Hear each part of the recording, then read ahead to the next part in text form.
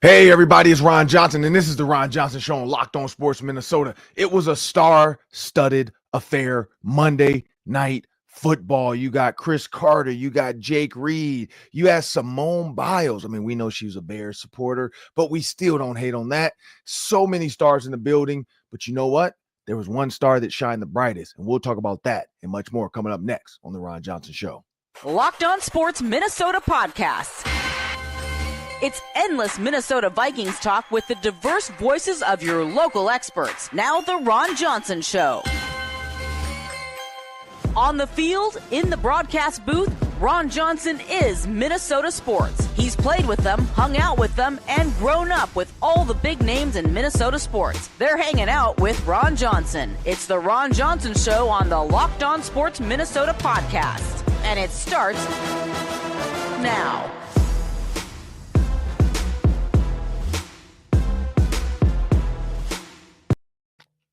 Hey everybody, it's Ron Johnson, and this is Locked On Sports Minnesota Podcast Network. And today's episode is brought to you by FanDuel. Just place your first $5 bet, and you'll get started with $150 in bonus bets, guaranteed. Just visit FanDuel.com to get started. And Seattle Seahawks, not looking so great against the Packers.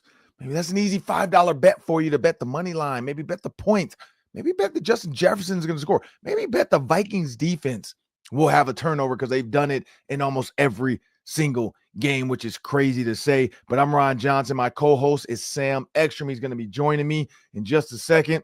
And as we jump into this show, people, the Minnesota Vikings, when we started out the season, I thought 10 to 11 wins.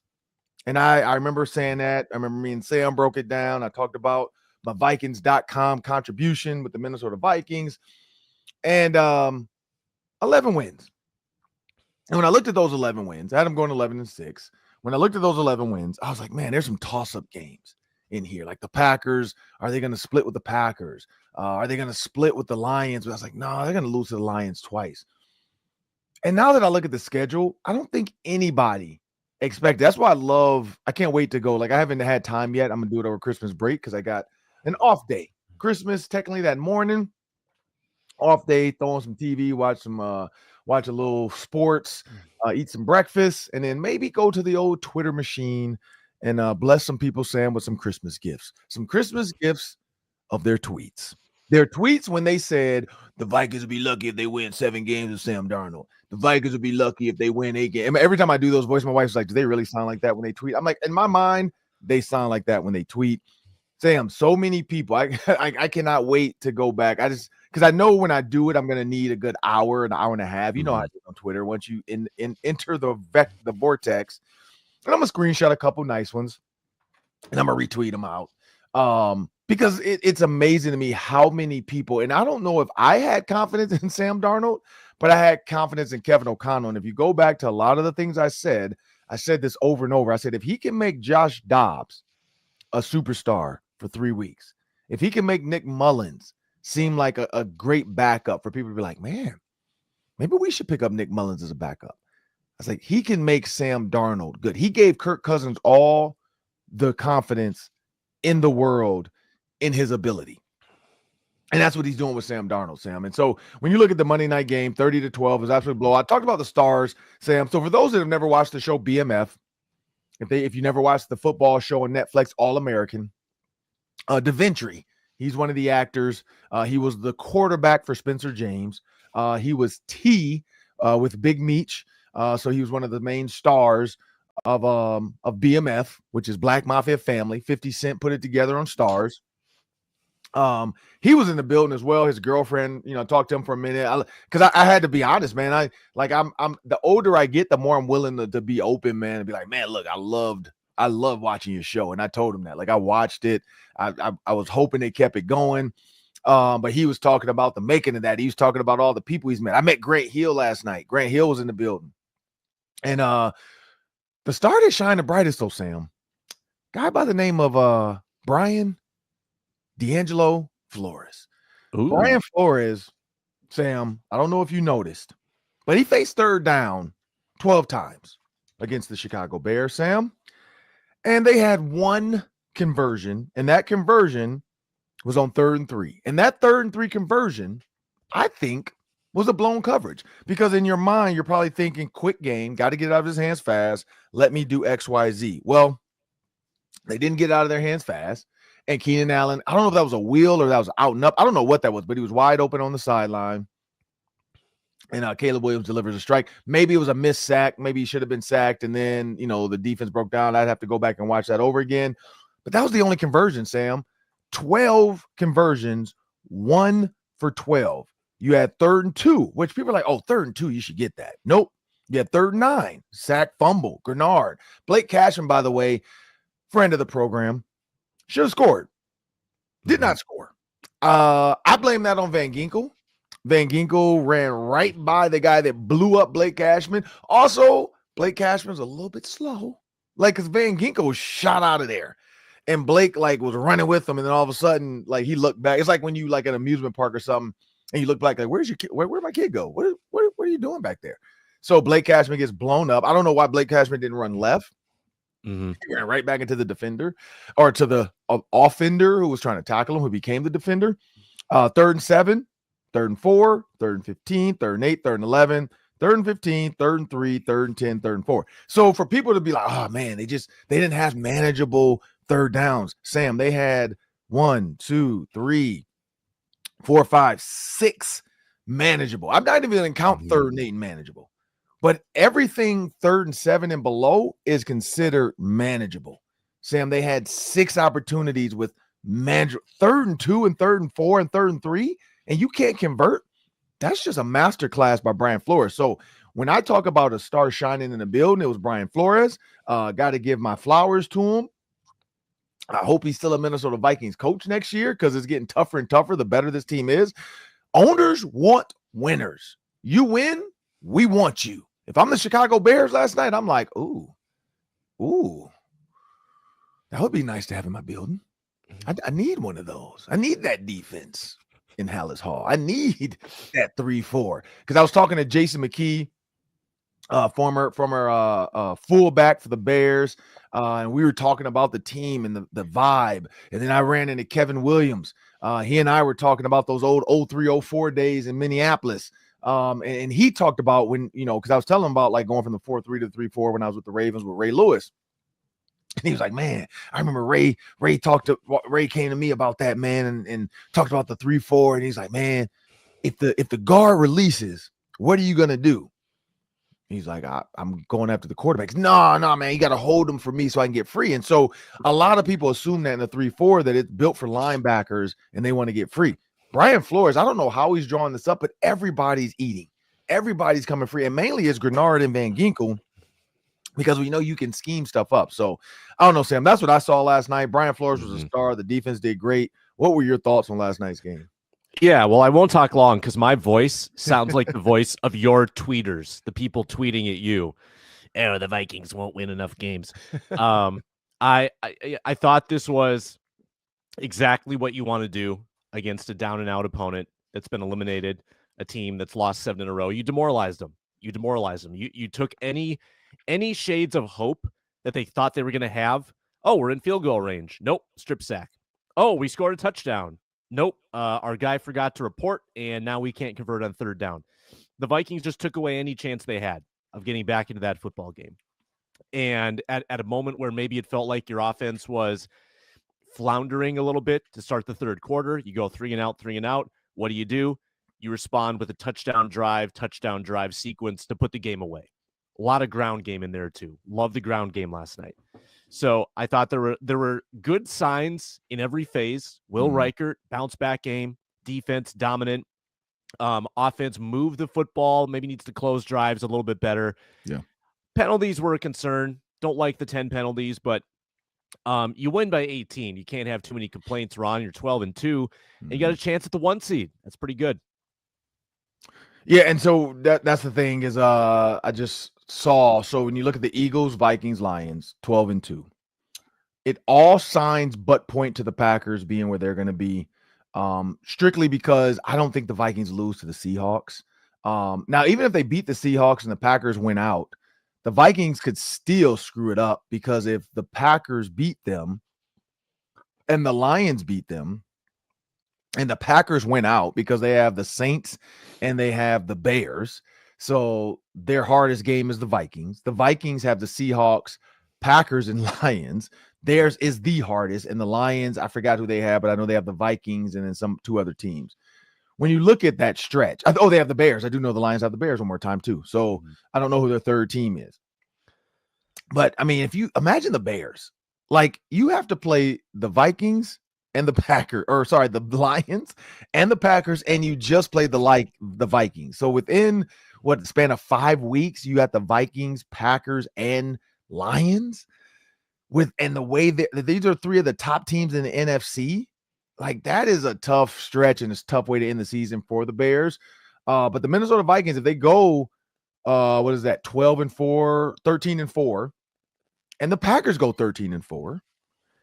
I haven't looked at strength of schedule. I think the edge still goes to the Vikings, but if the Eagles somehow, I think they still have to play the Giants. I'm not sure who the Eagles have to play that would be a like opponent for the Vikings.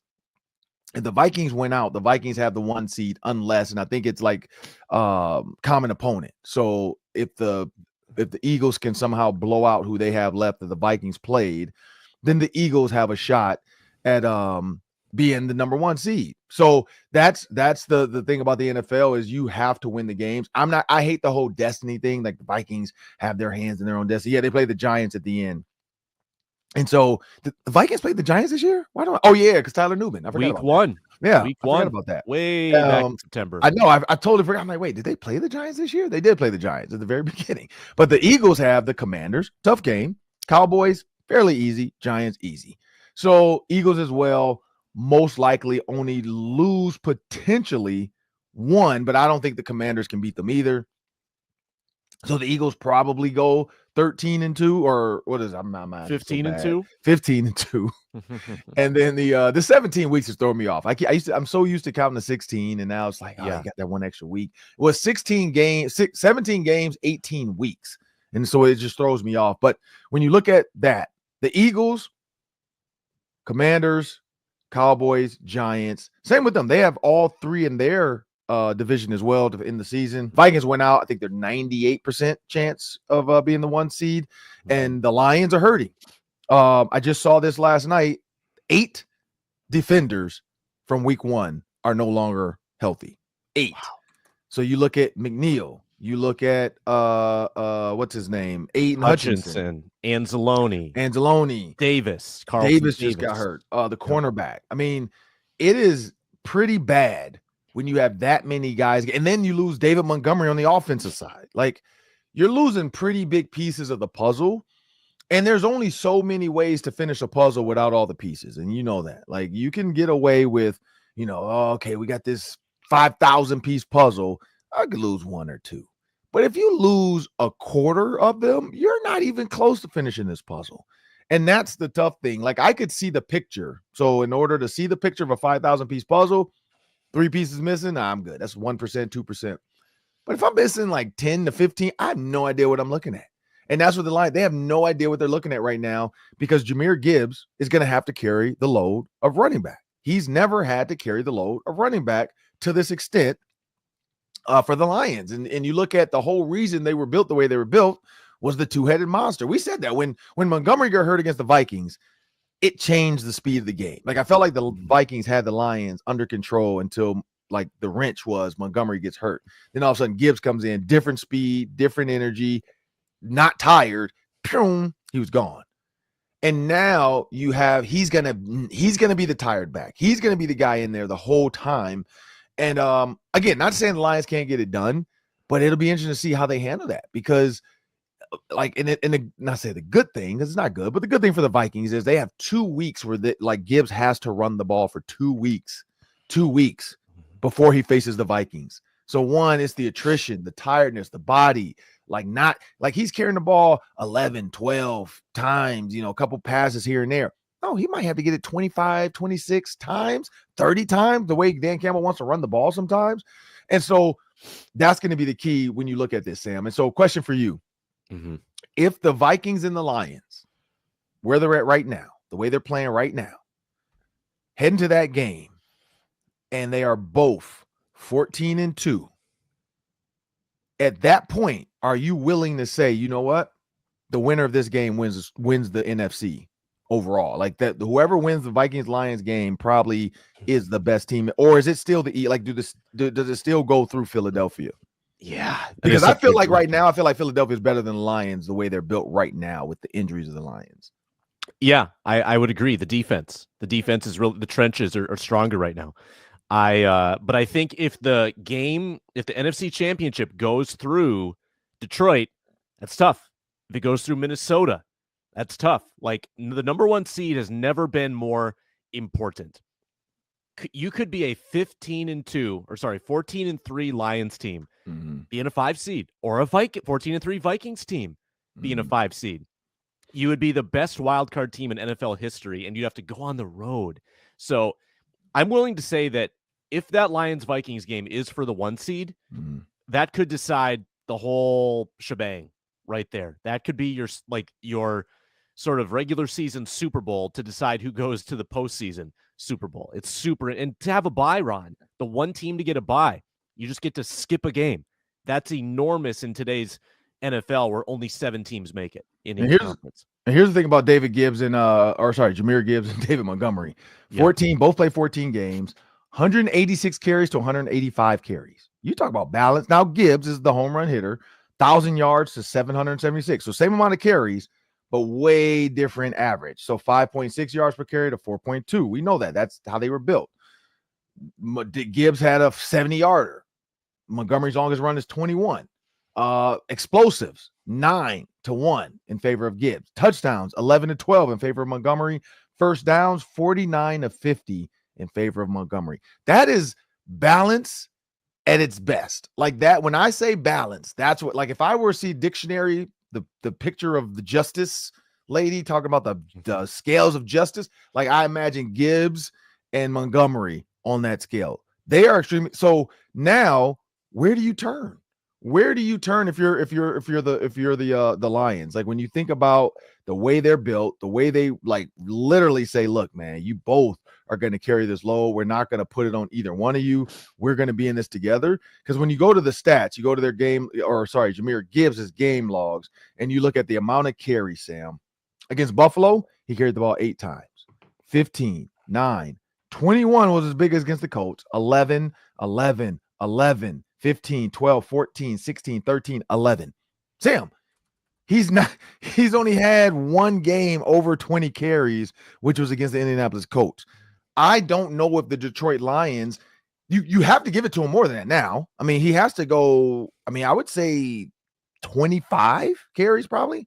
I mean, I don't know, because he normally comes in and they were split backs. Do you go with the backup to the backup? Like, do you go with the third back, or do you try to give Gibbs as much as possible? And that's going to be the question. That's why this next 3 weeks is extremely important. The Minnesota Vikings can't fall and slip. The Bears could do something that nobody expects them to do, because, I mean, as bad as Caleb Williams played, the one defense that I feel like gives up a lot of big plays is the Detroit Lions. And they almost beat the Detroit Lions if not for the coach. Like, I loved the irony of the Vikings getting sacked. What was it? 26 seconds to go, 1 timeout left, and Kevin O'Connell uses it. That literally, I know Eberflus was at home, and that's what my tweet was. I know he's at home like, oh, okay, now I get it. You call the timeout. Yeah. You got 20-something seconds. Is that still – Kevin O'Connell ran, 3 plays with 26 seconds? 3 plays with 26 seconds. And still end up getting a field goal out of it. So – that's what's so crazy about that, when Eberflus probably watches back like, damn, I could have ran three quick out plays or something, and all I had to do is call a timeout, like, or just tell the dude to spike the damn ball. But no, just call a timeout. Just call a timeout. Like, and then you run one play and they kick a field goal, run out there, kick a field goal. Like, yeah. But Kevin O'Connell doing that, I'm like, that's the difference in a good coach that understands clock management offensively and not. Now, Eberflus, this is what I always forget. Was Eberflus a defensive or offensive guy? He was a defensive guy. So the chances of them wanting to go defense again with Brian Flores is probably not going to happen. It's a stupid trend. I don't understand why everybody keeps doing that. Like, oh, if you had a defensive coach, you want to go offense. Like, it worked for the Vikings. I will say that. It did work for the Vikings. It worked for the Eagles. Like, it's worked for some teams. I don't know if that always works. Like, stop thinking that you have to go that way. Because, what was it? Frank Wright was the coach He gets fired, and then who's the Shane Steichen? What was he, defense? Steichen, I think he was defense. Because Gannon was offense, and Gannon went to the Cardinals. So yeah, so the coach tried it too. They went opposite. So yeah, I don't get that. I don't really get it, but hey, it is what it is. But I'm Ron Johnson. That's Sam Ekstrom. Coming up next, we're gonna talk a little bit more Vikings. Now, here's the thing about the Vikings game, Sam. When I was there, there was a period within the game, and we'll talk about this, that I was extremely concerned about. And more so concerned about when you're talking about the Seahawks and the Packers and the Lions. Because the Bears, it did not affect you, but it could affect you against these other teams. We'll talk about that much more coming up next after a word from our sponsors.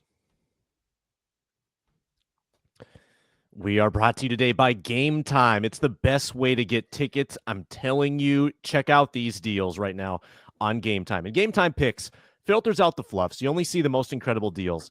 Karl-Anthony Towns is back in town on Thursday at Target Center. You can get in the door for $42. That's an all-in price. No hidden fees there. Get to Target Center for $42 to see Knicks Timberwolves on Thursday night. T-Wolves are playing great basketball. Knicks are playing good basketball. Cats putting up huge numbers. There's probably going to be a tribute video. It's going to be emotional. Get there with Game Time and get to all the events in town with Game Time. With the all-in pricing, like I told you, panoramic view from your seat, most flexible customer service policy in the ticketing industry. Take the guesswork out of buying tickets with Game Time. Download the Game Time app, create an account, use code LOCKEDON for $20 off your first purchase. Terms apply. Again, create an account, redeem code LOCKEDON for $20 off. Download Game Time today. What time is it? Game Time. Well, Sam, when you look at the game, and so here's the thing that I got nervous about, and it wasn't so much of truth, more so than mirage or reality. Like when people say like, oh, is that the truth? Is that the reality? Or is that just how it felt? Sam, in the third quarter, I don't know about you, but it got real boring, real weird, real like, what is going on right now? And the Bears, even though they had no third downs in the third quarter, they were 0 for 2. Total net yards, 124 total net yards.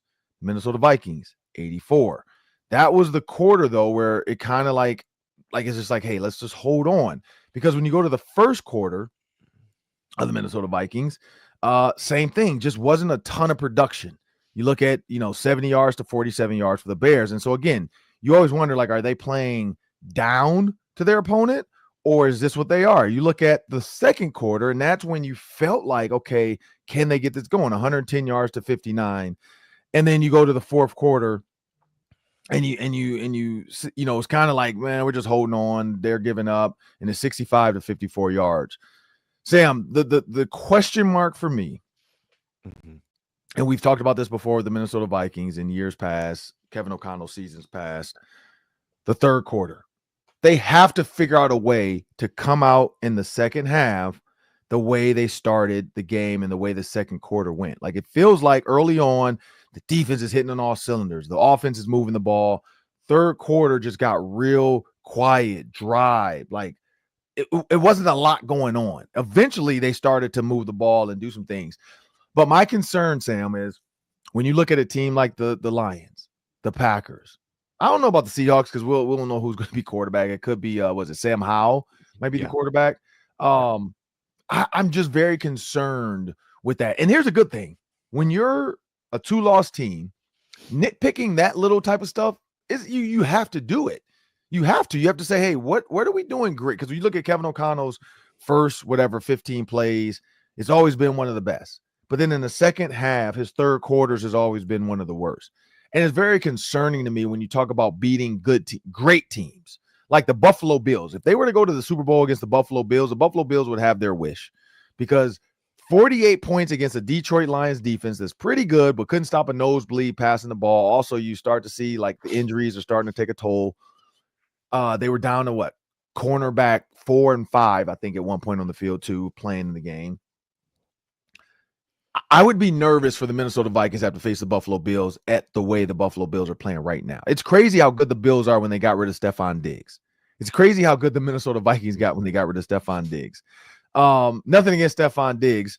The Texans are still probably going, I think they won the AFC again, their division.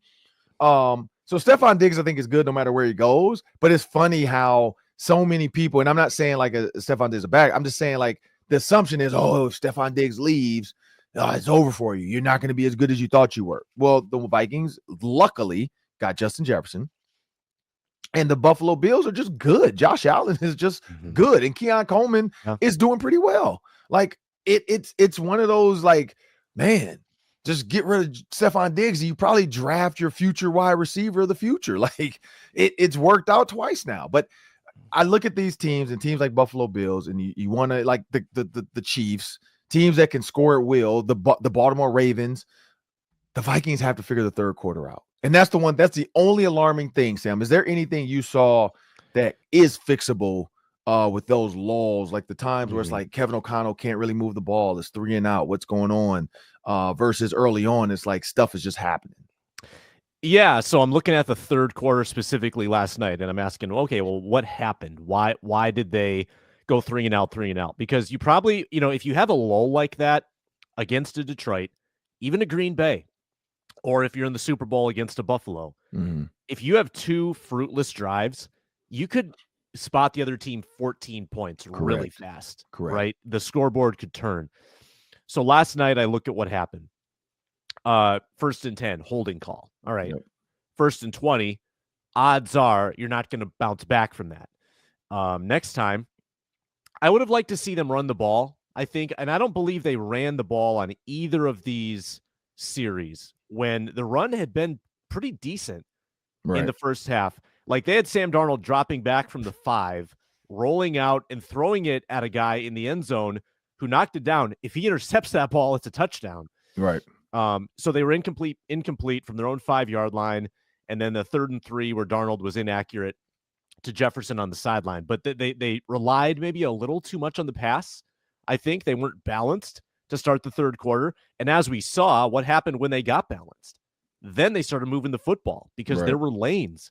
They were missing Gervin Dexter, their best run stuffer, on the other side. So I think just not knowing when to hit the throttle down, knowing when the appropriate time is to go pass heavy, but then knowing when to dial it back and just ground and pound with Aaron Jones. Yeah, and the thing is, Sam, you're dead right. So the first drive, pass, incomplete. Pass, short left to Justin Jefferson. Pass, incomplete, deep to Jefferson. Punt. Next drive, pass, pass, punt. Well, penalty, punt. So, for like you said, the 1st and 20, you got to pass. I mean, and kind of 1st and 20, I guess you kind of got to pass, and that's the problem. Like the penalties put you in that. Like you have to pass the ball. So I will say, though, the first play, he was thinking run because it was the Aaron Jones run that was negated by the hold by Josh Oliver. So I think like, okay, the penalty took me out of what I want to do, and so now you can't run the ball. And then you fast forward, Sam, to the next drive, which moved the ball at least once. You have 1st and 10. You still have 1st and 20, but you know what? He's like, you know what? Last time 1st and 20, and this is why I will give Kevin O'Connell the credit for this. He learned because 1st and 20 last time, he's like, I gotta throw the ball to get out of this. Nope, he ran the ball. He's like, you know what? Let's just run the ball. Like I wanted to run the ball. I'm gonna run the ball again because he had a penalty again. Blake Brando, illegal use of hands to the face.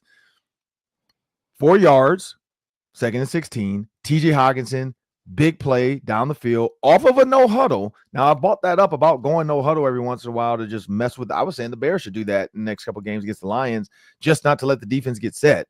But 3rd and 3, 1st down. Now you go 1st and 10, run. 1st, 2nd and 7, 3rd and 7.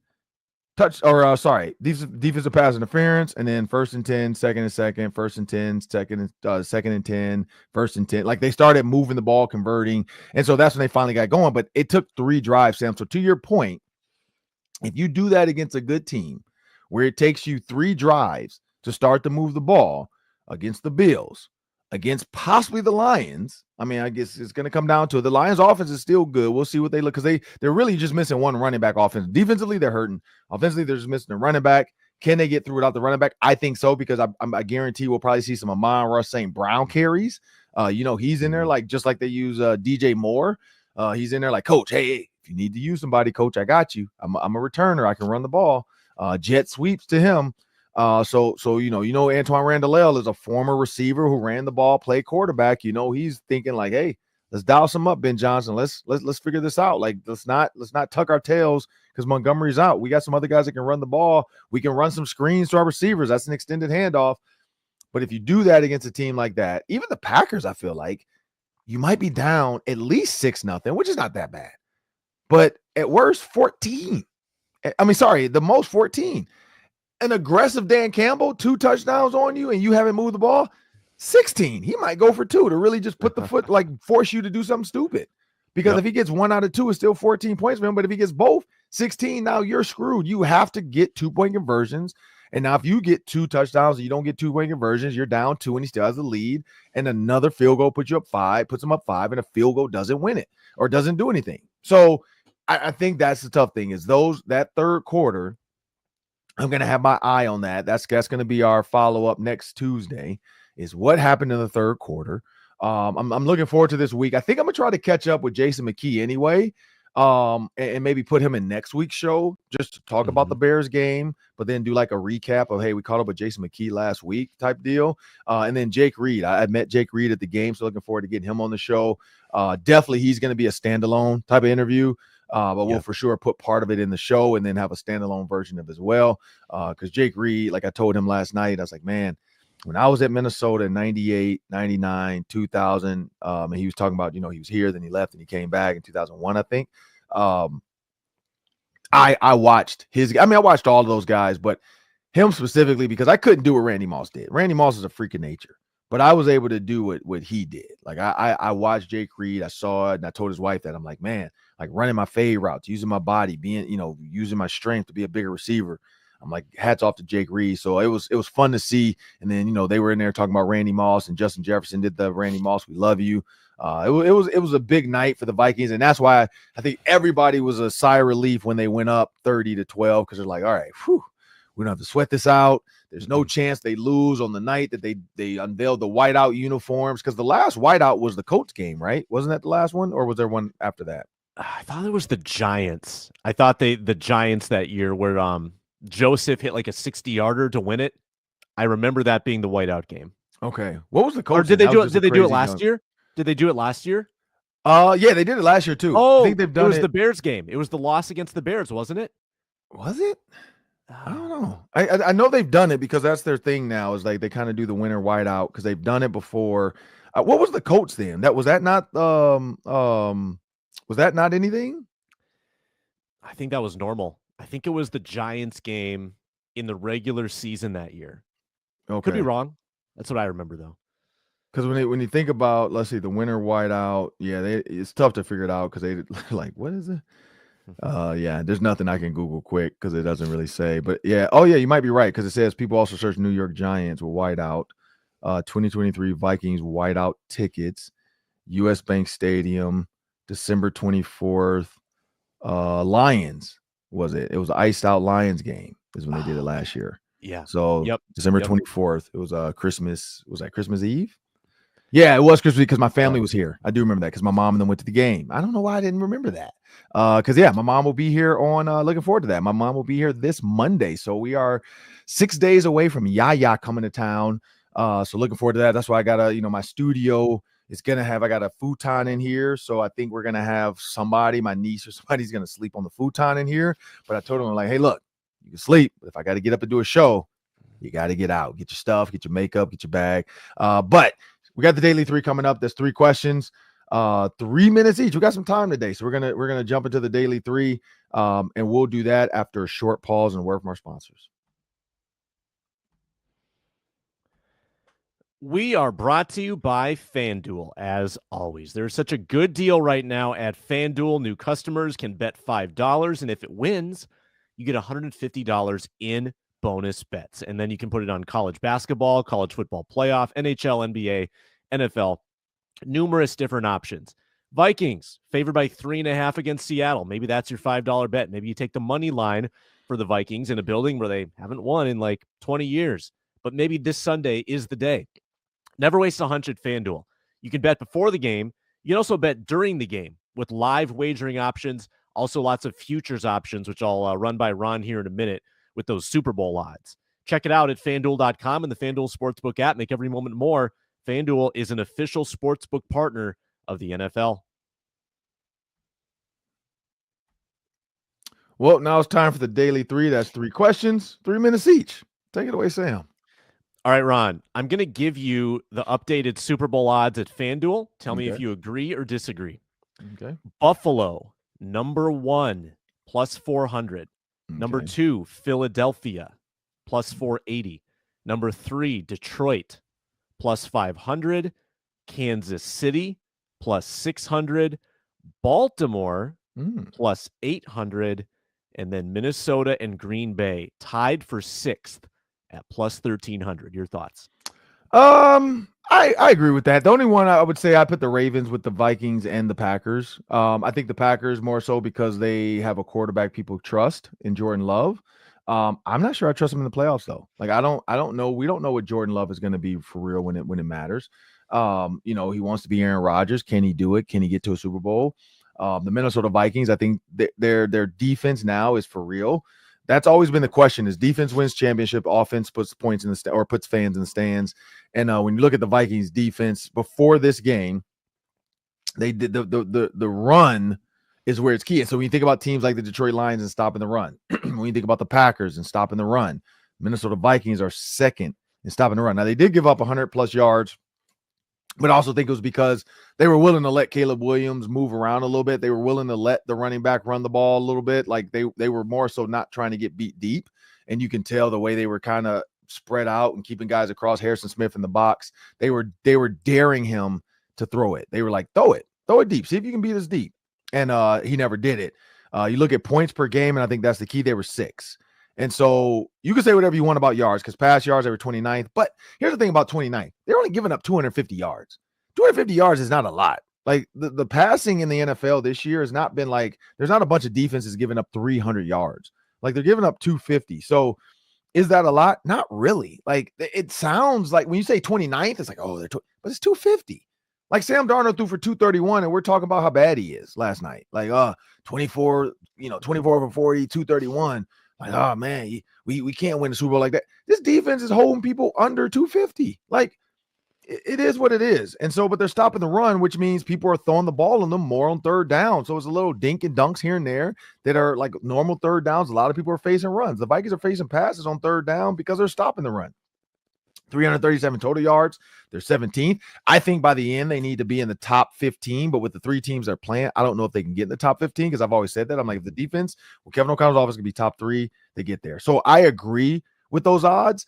I would say I think the Vikings should be tied with the Ravens, though. I would put them up there with them.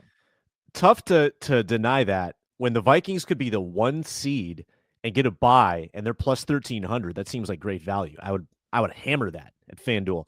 College football, Ron, Gophers considered to have the 4th best transfer portal class after acquiring 8 former 3-star recruits, including Zach Pyron, a quarterback from Georgia Tech. Hasn't played a lot in his college career, but what do you think of this incoming portal class for the Gophers? You got to live by the portal, die by the portal. And I think PJ Fleck, he still recruits high school. You can see from his recruits and the number of guys that commit out of high school because he still says they're a developmental program, meaning they're going to grow high school kids because when you see guys like Antoine Winfield, Tyler Nubin, Justin Wiley, you're still seeing the guys going to the NFL that he grew up and made them great within their system, Daniel Jackson. But you still have to have those guys to fill in and give you some veteran presence. Because I've talked to a couple people that they offered or talked to and what the Gophers were looking for. And so, the veterans matter. Like having a veteran presence in your defensive backfield when you lose a star like Wiley, you're losing Ethan Robinson. I like it, though. I agree. I think Zach Pyron, he's going to compete with Drake Lindsey. When you think about that, I think Drake Lindsey, in my opinion, probably is the starter. These are just really good backup opportunities for somebody to, just in case something happens, just in case somebody gets hurt, because we know that happens. And what you don't want is your quarterback to get hurt and you don't have anything waiting behind them. I think a guy like Zach Pyron, who's played Power 5 football, could be an easy, contender for the backup job behind Drake Lindsey. But Drake Lindsey, watching those times he came in the game, seems like he can spin it. When you look at the receivers, they might get two. I think that's the other key for Drake Lindsey. Like if they can get that big tall kid out of Nebraska with a ridiculous vertical. I know he was up here on a visit. You just got that kid from I think Miami of Ohio who was like all MAC player, all back receiver. So, adding just like Elijah Spencer, adding pieces to the puzzle. You still have Dino Driver's son. So adding pieces to the puzzle through the portal, I'm all for it. And the fact that it's the fourth best portal class. I mean, you look at their schedule. They have a couple tough ones, but it's another chance to win 9 games. I mean, when you look at their schedule, so we'll see though, because there's a lot more to come with this. Guys committing later in February, guys maybe transferring out after the bowl game when they're not happy with what happened in the portal. Because that's the other thing. The portal forces other guys on your team currently to leave, because we saw that with Deion Sanders when he got to Colorado. So we'll see what happens after the bowl game with that too. All right, last one. Karl-Anthony Towns coming back to Target Center on Thursday. Who you got, Wolves and Knicks? Oh, well, the Knicks in the East are the 3 seed. The Timberwolves are the 7 if they were to end today. The playoffs were to start. What is it, 6 of the last 7 the Timberwolves have won? Karl-Anthony Towns, the Timberwolves know him. We know he's going to be juiced up and amped up. That might be one of those Karl-Anthony Towns early foul-out games because he's so amped up and running people over, bullying the China shop. But also, I do know he wants to come back and play his best basketball. Like, you want to show your ex-girlfriend, I always make that joke. You want to show your ex how happy you are. You want to show your ex, hey, I'm not disgruntled. Is he going to DiVincenzo the bit? When DiVincenzo saw his old team and absolutely lost his mind shooting free throws and almost got into a fight with all the coaches. I don't think Karl-Anthony Towns is going to do that, but you never know because humans do some weird things. But, that's a tough one. That's a tough one. And same with Julius Randle, though. We forget this. Julius Randle and DiVincenzo, that's their old team. So it's kind of both. I don't know. I'm going to give it, 6 out of the last 7, I'm going to give the edge to the Timberwolves. They're playing pretty good ball right now. Anthony Edwards called the team soft, and so I know this is a game where Zach Randle is going to want to be the tough bully. Jaden McDaniels and Naz Reid, I think, are going to follow suit. So I give it to Timberwolves. I don't know. What are your thoughts? Yeah, the Wolves defense has held teams below 100 in all 6 of those wins out of 7 games. I don't love Cat in this type of environment. I think he's going to be a little too hyped up, too emotional. I don't know how Randall will respond. I don't want Randall to be that way either because he already stops the ball and tries to do too much. But the way the Wolves are playing defensively, and they've had a lot of rest too. Yeah, I'm taking the Wolves in this one. I think the Wolves win this game, get in the building, $42 on Game Time. Yeah, that's the thing, man. Make sure you guys check out the Game Time app. Secure, safe. You don't have to go outside and hope that the tickets are real. I saw the Detroit Lions are having issues right now with the scammers. The scammers are getting people with Lions tickets because the Lions ticket now is a sought after thing. And I'm guessing the last game of the season is in Detroit, and I'm pretty sure Christmas money. Don't let people get you. Just go to Game Time if you want to see the Vikings play the Lions in Detroit. I'm pretty sure there'll be tickets available, but that's going to be a playoff game. That's going to be playoff atmosphere. That's basically, in my opinion, the number probably at that time, maybe the 1 and 2 in the NFC or the 2 and 3 in the NFC. So that is for sure a foreshadowing of a potential divisional or semifinal game before the Super Bowl, or the game before the game before the Super Bowl, or the game before the Super Bowl. But it's going to be playoff atmosphere. Make sure you guys get on the Game Time app. But Sam, before we get out of here, that's one thing I do want to say is you were dead on though about Karl-Anthony Towns and Julius Randle. I want to see if there's any not fisticuffs, because Karl-Anthony Towns not that guy, but we know Julius Randle can be that guy sometimes where he's a little bit aggressive, a little bit bully-ish. Will Karl-Anthony Towns take the bait?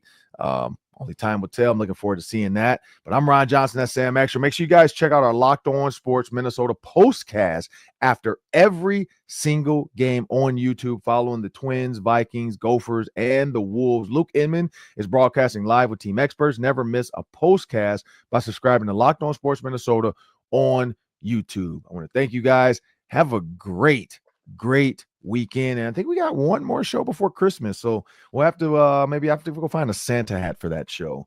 But I'm Ron Johnson, Sam Ekstrom. You guys have a great one.